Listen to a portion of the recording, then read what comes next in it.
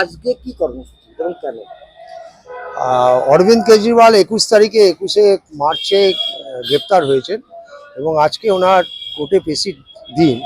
সেই হিসেবে আমরা এই 28শে মার্চ সর্বভারতীয় সমস্ত জেলায় যেখানে ইলেকশন কমিশনের রিপ্রেজেন্টেটিভ বা ইলেকশন কমিশনের প্রতিনিধিত্ব করছেন যারা, তাদের অফিসের সামনে অরবিন্দ কেজরিওয়ালের অন্যায় এবং বেআইনি গ্রেপ্তারের জন্য বিক্ষোভ সমাবেশ করছে।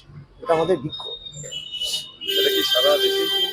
সারা দেশের সমস্ত জেলাতেই হচ্ছে, পশ্চিমবঙ্গের সমস্ত জেলাতে হচ্ছে এবং সারা দেশের আমাদের সমস্ত জেলাতেই, প্রায় সারা দেশের সমস্ত জেলাতেই আম আদমি পার্টির সংগঠন এখন তৈরি হয়ে আছে, সমস্ত জেলাতেই হচ্ছে। আপনারা বিক্ষোভ করে কি চাইছেন?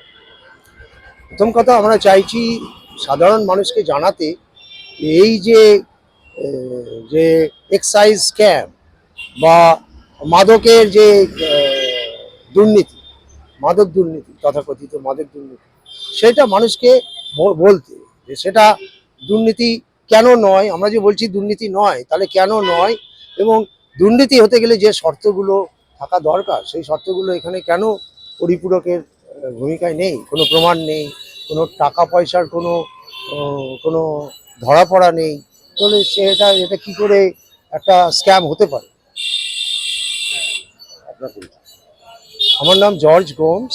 আমি আপাতত আম আদমি পার্টি নদিয়া জেলার অধ্যক্ষ হিসাবে কাজ করছি।